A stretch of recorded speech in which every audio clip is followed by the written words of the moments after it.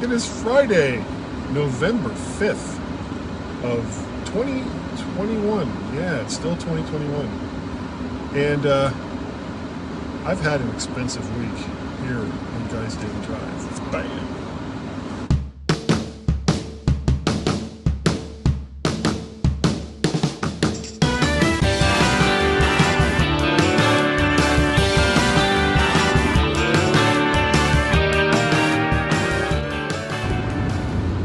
And good morning and welcome to a sunny day.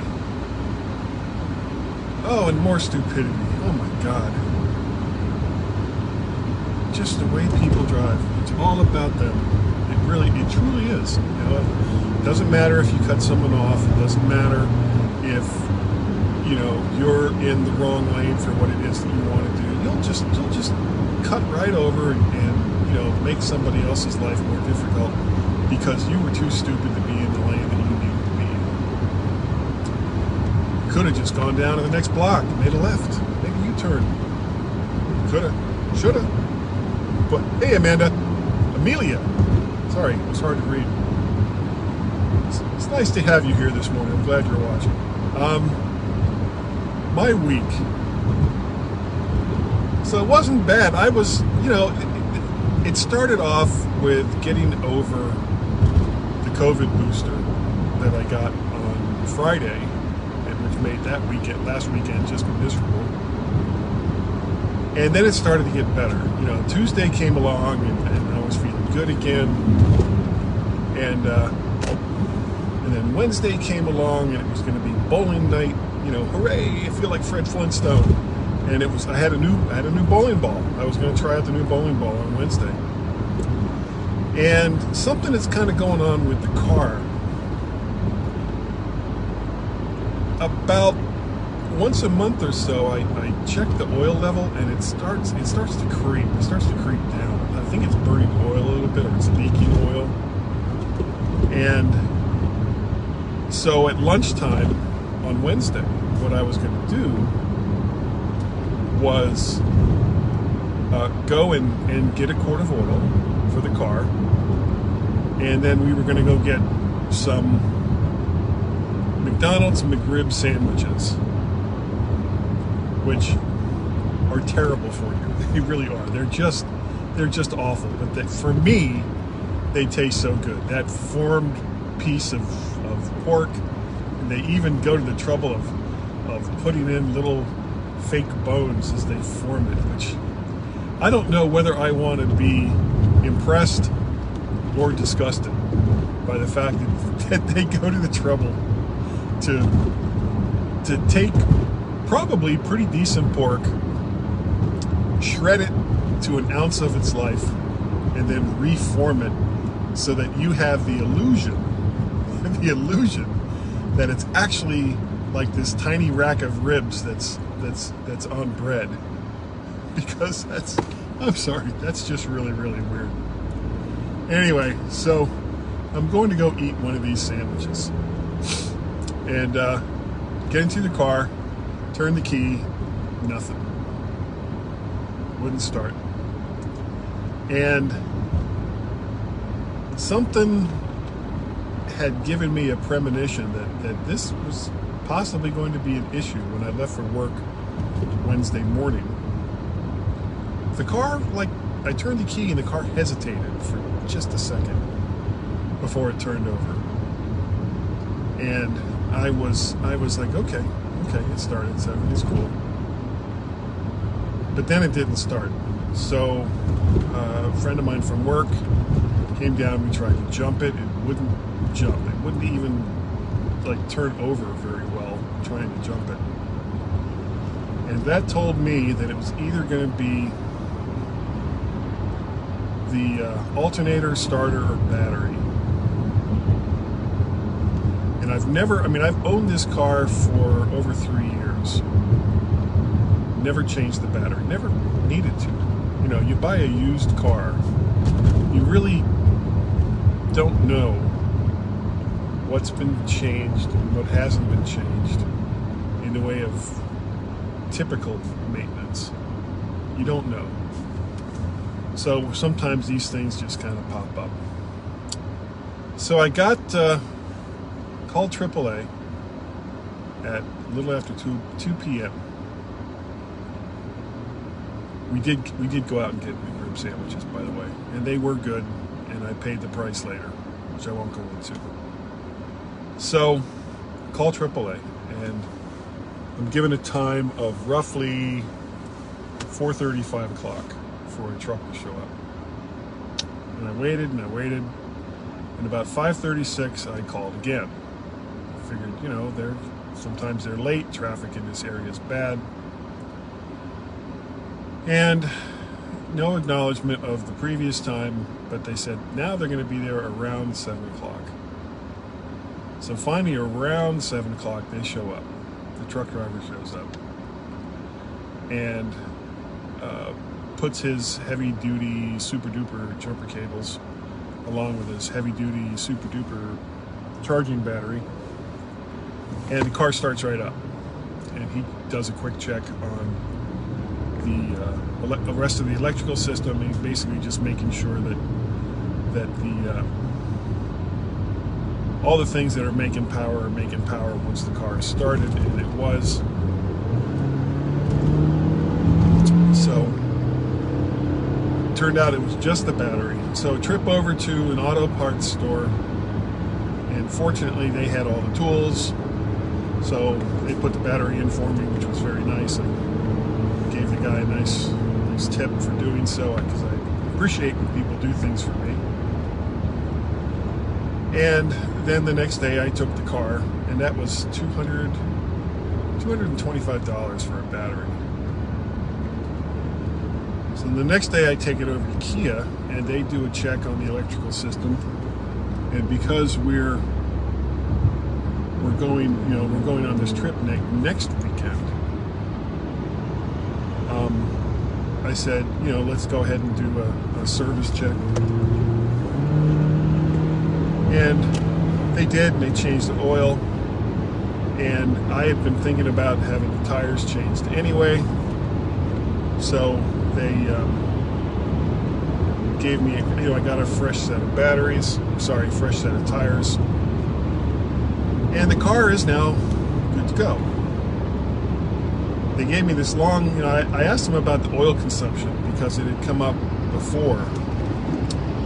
And basically what you have to do is bring it into the dealership once a month, and they check the oil level. And you have to do this for 3 months.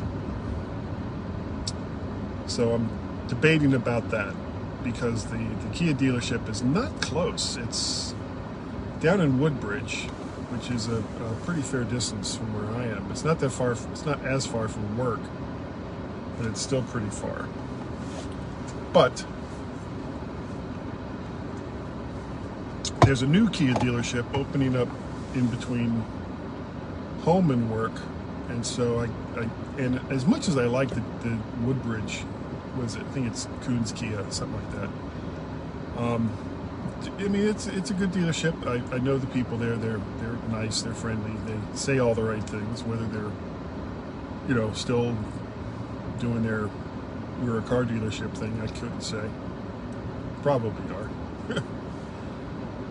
So I'll probably start taking the Soul into this new dealership, see how they're doing. Mostly just because of the convenience factor. But anyway, by the time I got out of the car dealership with new tires, oil change, electrical check, front end alignment, that was about $1,100, most of which, about 900 of it, was the tires and the front end alignment. So, that was, hi D, good to see you. I know it's really bright. So, between that and the battery, it ended up costing me almost $1,400.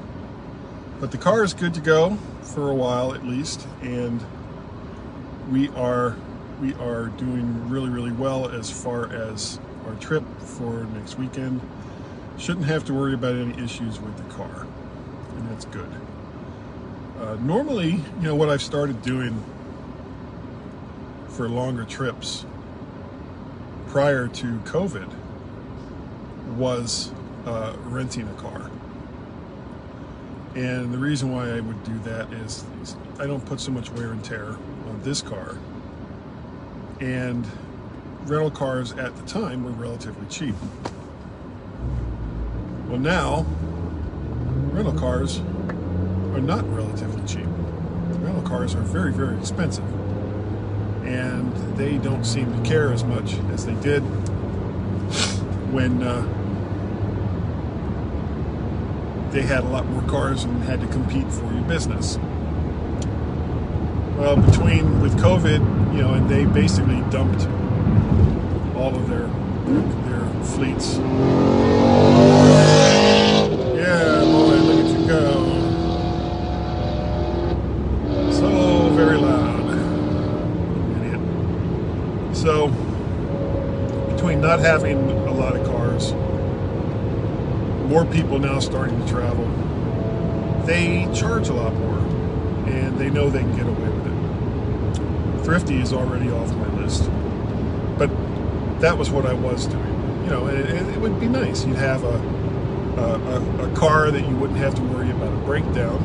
If it did break down, I'm not even sure the proper tense, then you could just call the company, and hopefully within a few hours they would bring you out a fresh new car, in theory.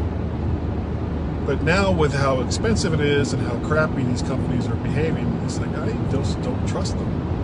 So I would rather spend the $1,400 that I probably would have had to have spent anyway over the course of the next few months and get all the problems with the car taken care of, and now I'll just take my own car.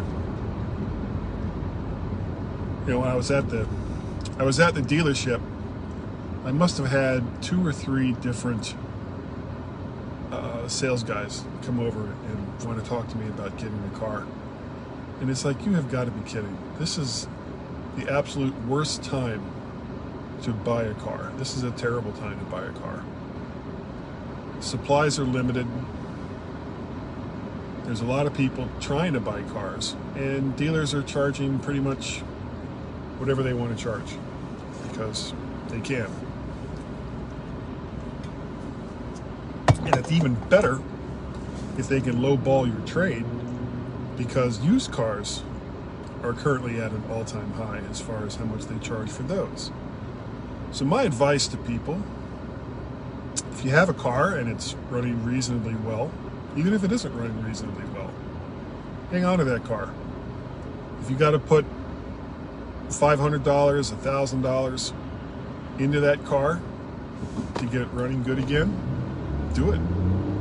Because in the long run, it'll be a lot less expensive than buying a new car or getting an overpriced used car.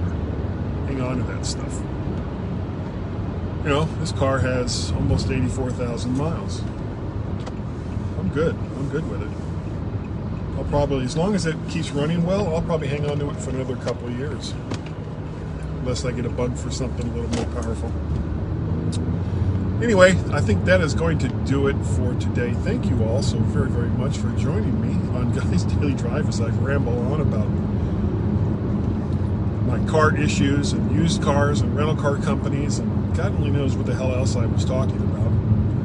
That is the beauty of Guy's Daily Drive. You have no idea what it is I'm going to talk about at any given time. It's what I do.